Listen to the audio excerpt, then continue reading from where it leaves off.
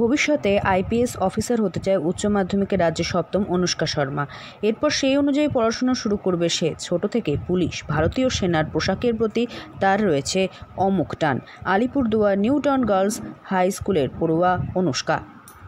গর্ববোধের চেয়েও বেশি ভালো লাগছে, কারণ সেদিন যে অন্যায়টা হয়েছিল তার একটা প্রত্যুত্তর হিসেবে এটাকে দেখা হচ্ছে। তো অবশ্যই দেশের একজন নাগরিক হিসেবে আমি গর্ববোধ করছি। তোমারও ভবিষ্যতে কি সেই ইউনিফর্মের দিকেই ঝুঁকবে না অন্য কোনো লাইনে? সিভিল সার্ভিসেই যাওয়ার ইচ্ছা আছে। নির্দিষ্ট সময়সীমা ছিল না, নিজেকে ইমপ্রুভ করার জন্য যতটুকু সময় দরকার ছিল ততটুকু সময় দিনে দিতাম, এবং গৃহশিক্ষকদের পড়ার বাদেও আরও 2-3 ঘন্টা সময় আমি পড়াশোনার পেছনে দিতাম।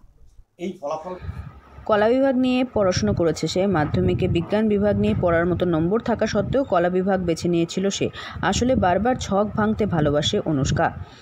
কলা বিভাগ নিয়ে পড়াশুনো করেও স্থান পাওয়া যায় কৃতি তালিকায়। এই বিষয়টি সে সকলের সামনে তুলে ধরতে চাইছিল, তা সে পেরেছে। তার এই সাফল্যে খুশির হাওয়া তার বাড়িতে। খুশি স্কুলের সকলে। কলা বিভাগ নিয়ে পড়াশুনো করেছে সে। এই বিভাগ থেকে এই ফলাফল দেখে অবাক সকলে। পড়াশুনোর পাশাপাশি গান গাইতে ভালোবাসে অনুষ্কা। তার বাবা একজন পুলিশ আধিকারিক। বাবাকে পুলিশের পোশাক দেখেই পুলিশ আধিকারিক হওয়ার ইচ্ছে তার মনে জন্ম নেয়। সিঁদুর অপারেশন নিয়ে যথেষ্ট উচ্ছ্বসিত অনুষ্কা। পড়াশুনোর কথা বলার আগে এই অপারেশন সিঁদুর নিয়ে সে জানায়, পেহেলগাঁও হত্যাকাণ্ডের কড়া জবাব পেল পাকিস্তান। সিভিল সার্ভিস পোশাকের প্রতি শ্রদ্ধা আরও বেড়ে গেল। আইপিএস অফিসার হয়ে নিজেকে দেশের সেবায় নিয়োজিত করাই তার এখন একমাত্র লক্ষ্য।